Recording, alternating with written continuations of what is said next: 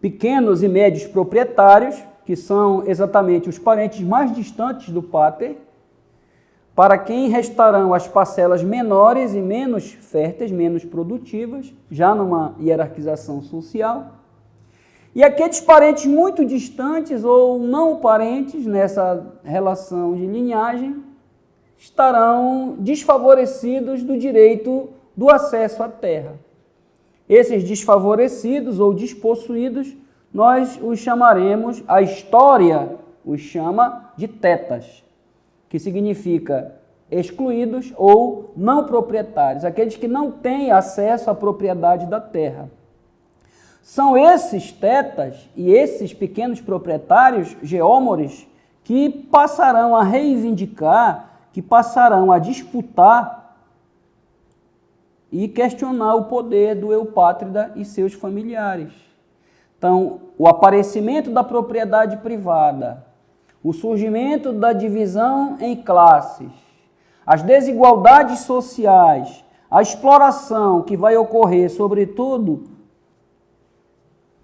em relação aos menos favorecidos, aos não proprietários, vão gerar guerras, vão gerar conflitos, guerras fratricidas, ou seja, guerras interfamiliares, provocando assim a desestruturação das comunidades gentílicas e a segunda diáspora.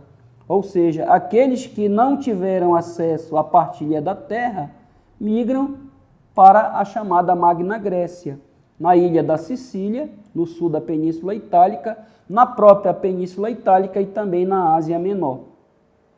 Então, essa crise que vai existir em função do surgimento da propriedade privada e das desigualdades sociais provoca a guerra. As famílias mais ricas e poderosas irão associar-se para defender os seus bens e a sua integridade física, sobretudo pela ameaça dos não proprietários, e surgem as uniões de gêneros, que vamos chamar de fratrias ou frátrias. Com a associação entre famílias de posses, com maior poder econômico e até mesmo uma maior capacidade militar, essas frátrias tornam-se mais numerosas, mais organizadas e ampliam a sua composição social, dando origem às tribos, ou seja, à junção de várias fratrias. E ocorrerá também mais uma união dessas tribos, dando origem aos povoados ou povoações. Esses povoados que você os chamará de demos. Demos significa povoação ou povoado. Olha aqui esse esquema explicativo bem interessante. Um indivíduo e o seu grupo familiar formam os gêneros. Da união de alguns gêneros para fins de proteção, de defesa e manutenção da propriedade, você tem as frátrias ou fratrias. Da união entre fratrias, da junção entre vários grupos familiares, a junção de várias fratrias vai dar origem às tribos. E da união entre várias tribos, você vai ter o demos, ou seja, o povoado. E ainda ocorrerá mais uma junção, mais uma associação de grupos familiares. A junção de vários demos vai dar origem aonde pretendíamos chegar. A união dos demos, dos povoados, irá formar as polis, as cidades-estados gregas. Então, a Grécia antiga, sobretudo no período arcaico, século 8 ao século 6 a.C., ela é estruturada em várias unidades politicamente autônomas, cada uma delas possuindo o seu governo local, possuindo as suas classes ou grupos sociais, possuindo o seu deus local ou seu deus protetor, possuindo também a sua própria economia, a sua própria organização produtiva, dará origem às polis gregas, as cidades-estados, unidades ou organizações sociopolítico, jurídicas e econômicas independentes. São mais de 300 polis, dentre as quais as que servirão de modelo, as mais conhecidas e mais trabalhadas, Esparta, localizada numa região chamada Península do Peloponeso, e Atenas, localizada numa região da Grécia, no Mar Jônio, conhecido como Ática. Então, na Grécia havia centenas de cidades-estados. Na Grécia, portanto, havia centenas de polis. O que é uma polis? Denominação da forma pela qual se organizaram as sociedades na Grécia arcaica. Cada cidade possui o seu próprio governo, possui o seu próprio exército para a defesa interna, abastece a própria cidade com a produção dos víveres, ou seja, dos alimentos e das matérias-primas que são necessárias, possuem as suas próprias leis, o seu próprio sistema de impostos e o seu próprio Deus. Entretanto, apesar dessa diversidade que vai existir entre as polis, apesar desta diversidade, já que a Grécia tem centenas de polis, apesar dessa caracterização como estruturas politicamente, socialmente e economicamente autônomas, né? Você tem uma pluralidade, uma diversidade de cidades-estados, elas possuem um aspecto em comum. E qual é esse aspecto em comum? Preste atenção que isso é importante. O que é que unifica os gregos como helenos, como povos da Hélade? Eles possuem uma identidade. Aspectos étnicos, aspectos culturais que lhes são próprios, que lhes são comuns, que lhes são gerais.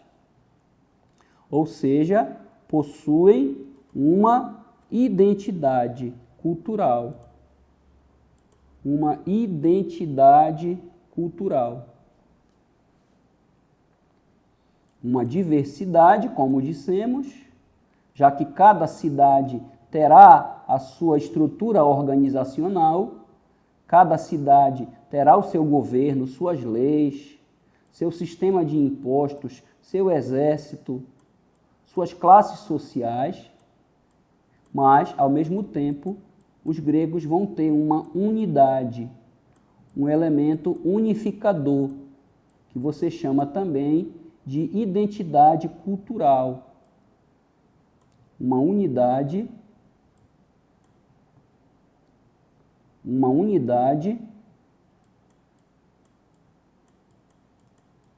ou identidade cultural. Ficou meio embaraçado aqui, mas você consegue entender. O que é identidade? Os aspectos culturais que homogeneizam, que horizontalizam, que colocam a todos no mesmo patamar de igualdade. Os gregos viviam em lugares isolados, organizavam-se isoladamente, relacionavam-se com a população de sua cidade, seguiam as próprias leis, produziam todos os bens materiais necessários à sua sobrevivência, cultuavam o seu próprio Deus, mas falavam a mesma língua, o grego. Tinham a mesma religião. Pausa.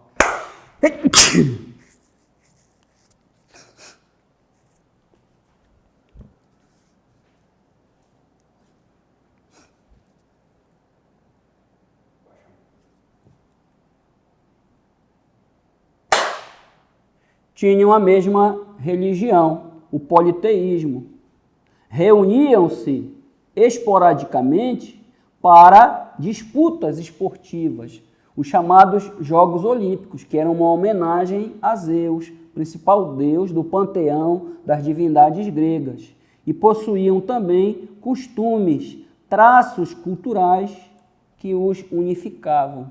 Então, trabalhe, por favor, essa competência, essa habilidade. Entender diversidade sociopolítica, diversidade socioeconômica, sociojurídica e identidade cultural. Helenismo, a cultura grega, que será deixada como herança a outros povos e a outras culturas. O espaço territorial de cada cidade-estado é reduzido, é limitado. Quando a população buscava novas fontes de alimento, surgiram as guerras, as disputas internas, os gregos migram no processo que nós já descrevemos como diáspora, as diásporas gregas, as dispersões das populações gregas. Feito isto, conceituando as polis e ressaltando a identidade cultural que existe entre os gregos, o helenismo ou cultura helênica, vamos agora trabalhar as duas polis mais importantes. Esparta, também conhecida como Lacedemônia, localizada numa região chamada Península do Peloponeso.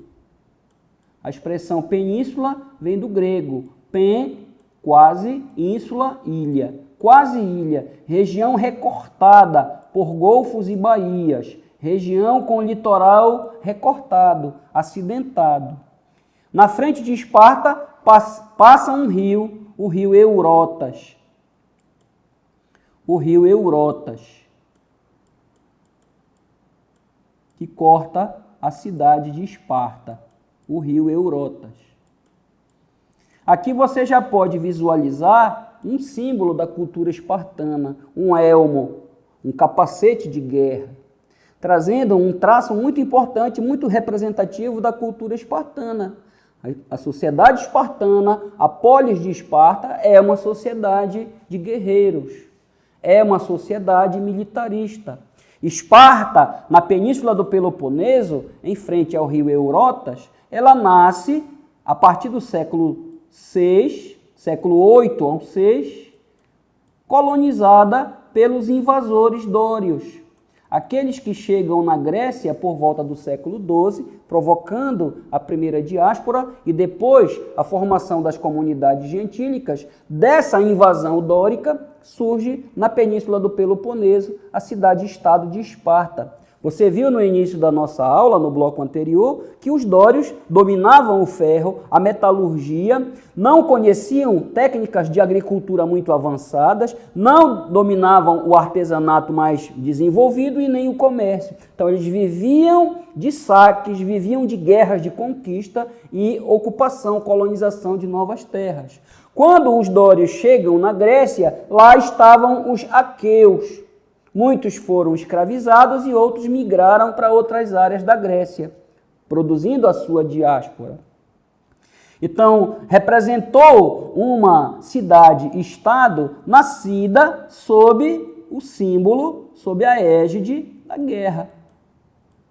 Toda vez que trabalhar Esparta, espartano, qual é a palavra-chave que vai orientar o seu raciocínio histórico? É uma sociedade beligerante. É uma sociedade marcada pela cultura da guerra.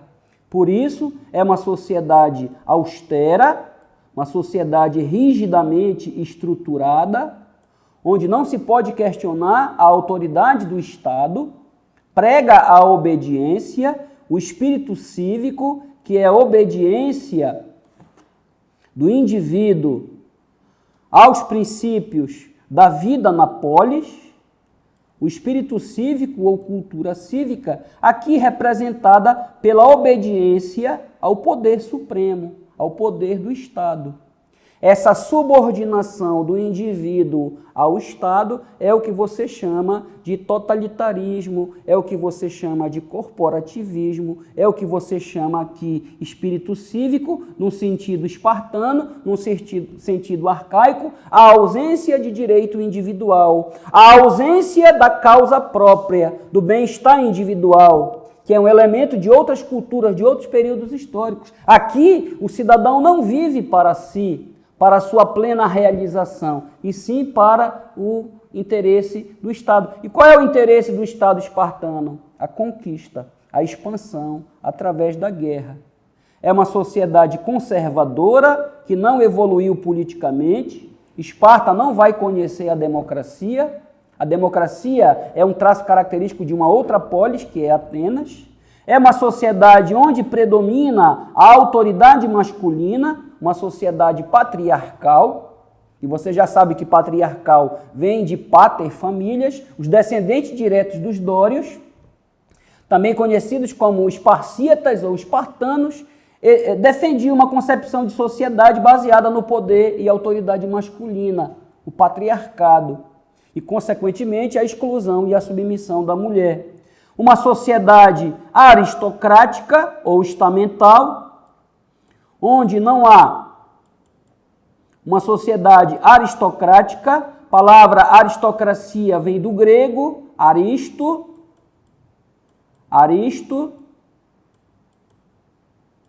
que significa os melhores,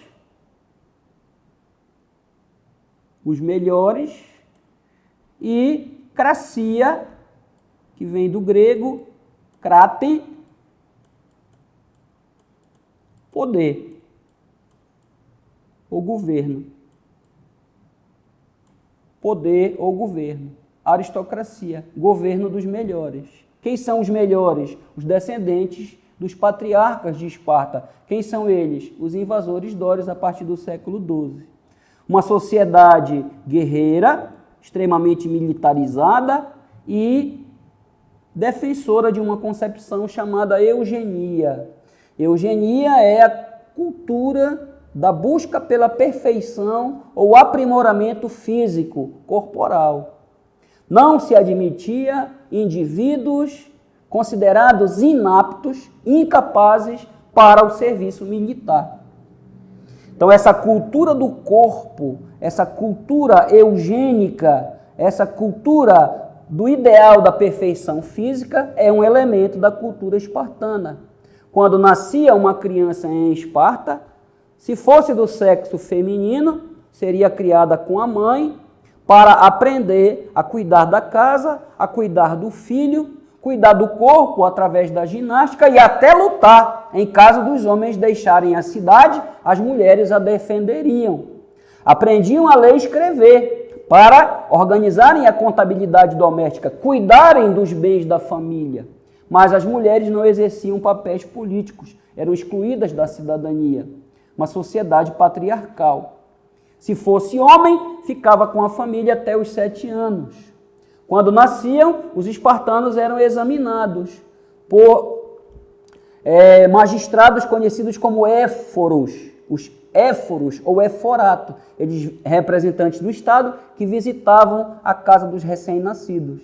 Se a criança tivesse alguma deficiência física, ela era levada para o alto de uma montanha, o Monte Taigeto, e era atirada no rio Eurotas. A criança seria sacrificada. A busca pela cultura da perfeição física. Formar bons soldados para o serviço militar. O espírito cívico do cidadão espartano era a defesa da cidade.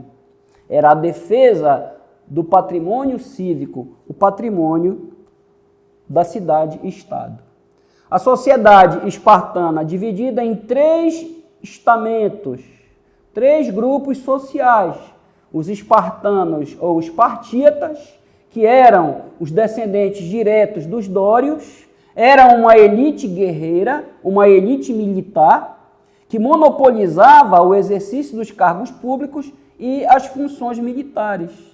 Até os 30 anos, eram submetidos a um treinamento militar, dos 7 aos 20 anos. Aos 20 anos, participavam de um teste de aptidão, eram jogados na floresta totalmente nus para que voltassem para casa, para que confeccionassem seus próprios armamentos, seus próprios apetrechos militares e, se sobrevivessem, eram recebidos pela mãe e, em seguida, alistados no exército. Aos 30 anos é que o cidadão se tornava apto a exercer direitos políticos em Esparta. Então, espartanos, únicos cidadãos, descendentes dos dórios. Os aqueus, que viviam no Peloponeso e que não resistiram, não confrontaram-se militarmente com os invasores dórios, eles serão mantidos livres. Porém, sem direitos políticos reconhecidos. Livres, mas sem cidadania. Livres, sem cidadania. Perieco significa morador da periferia, marginal, socialmente falando, na cultura de Esparta. Eram pequenos proprietários de terras, pequenos agricultores, artesãos e pequenos comerciantes.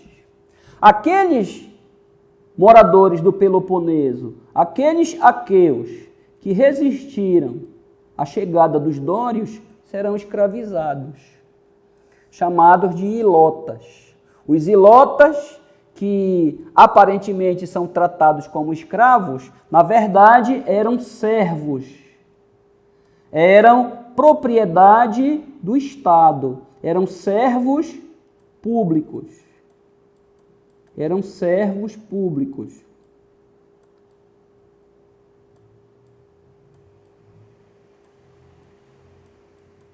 Servos públicos. Ou propriedade do Estado.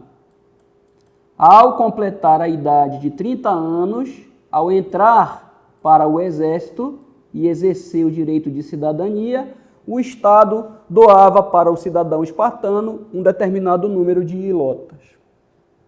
Ilotismo é a forma pela qual o escravismo se estruturará na cidade de Esparta. Alguns autores associam o ilotismo com escravidão. É uma variável da escravidão, é uma forma de escravidão específica de Esparta. Por que o ilota não pode ser considerado um escravo? Porque o escravo ele é propriedade particular do seu senhor. O escravo é um bem imóvel, um semovente, que pode ser vendido, trocado, alugado ou herdado. Só que em Esparta, os escravos eles eram pertencentes ao Estado. O cidadão não pode vender, não pode trocar, não pode deixar como herança aos seus herdeiros. Como ele é um bem público, res pública, ele é um bem público, ele é patrimônio do Estado. Então, lembrando que ilota é o servo de Estado, é o servo público. Possuía um pequeno lote de terra, poderia constituir família, casar-se, possuir filhos e ter acesso a uma pequena parte de sua produção. Grande parte do que os ilotas produziam em suas terras tinham que entregar na forma de tributo ao Estado, chamado apófora. Então, espartanos, periecos e ilotas. O sistema político de Esparta é conhecido como oligarquia, sistema de poder oligárquico. Sistema de poder oligárquico. Palavra oligarquia é a junção de duas expressões gregas, óligos, referente a poucos ou alguns, e arquia, poder, poder de poucos, poder de poucos. E quem são esses poucos cidadãos que exercem o poder em Esparta? Os espartanos, os cidadãos soldados. Os cargos públicos, as funções públicas e militares são restritas, são privativas dos cidadãos. Oligarquia, poder de poucos. Em Esparta existiam 2 reis chamados de diarcas. Existia, portanto, uma diarquia. Um rei tinha funções religiosas e outro funções militares. Um comandava os rituais religiosos em homenagem ao deus de Esparta, que é Ares, o deus da guerra, permanecia em Esparta, e o outro comandava o exército. Então, os diarcas, 2 reis, um com funções religiosas e outro com funções militares. A Assembleia dos Cidadãos Espartanos, Assembleia aqui sem o acento, né? É chamada de Ápela ou Apela. É a assembleia formada pelos indivíduos com mais de 30 anos, já em idade de prestar o serviço militar. A Ápela, ela é responsável pela eleição da Assembleia dos Anciãos, conhecida como Gerúsia, e a Ápela, a Assembleia dos Cidadãos Espartanos, também elege os éforos. A Gerúsia, o Conselho dos Cidadãos mais velhos, com mais de 60 anos, os anciãos. Os anciãos. Em grego, geronto. Em grego, gerontós. Então, a Assembleia dos Gerontós, a Assembleia dos Anciãos, a Gerúsia, formada por 28 cidadãos com mais de 60 anos. 28 cidadãos com mais de 60 anos. A Gerúsia. E a Gerúsia, ela tinha a função de aprovar as leis, analisar os projetos de lei votados na Ápela, na Assembleia dos Cidadãos, e também a aplicação da justiça, o poder judiciário. O cargo máximo, a instituição máxima de Esparta eram os éforos, que exerciam as funções de governo, a atribuição do exercício da autoridade.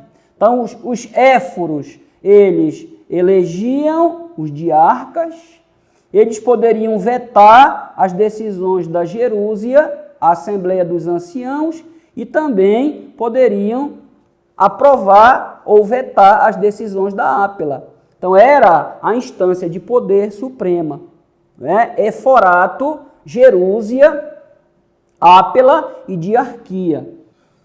Então, a estrutura política de Esparta, a Gerúsia, que é a Assembleia dos Anciãos, formada por 28 cidadãos espartanos com mais de 60 anos de idade, é o Conselho dos Anciãos, a Gerúsia, os 5 éforos, que exerciam as funções de governo, o exercício das funções do poder executivo e a diarquia. O importante é que os éforos escolhiam os diarcas, fiscalizavam a Gerúsia e poderiam vetar as decisões da Ápela. Então, o órgão político mais importante de Esparta eram os éforos. Diarquia, Gerúsia, Ápela e Éforato. No próximo bloco, vamos falar da educação espartana.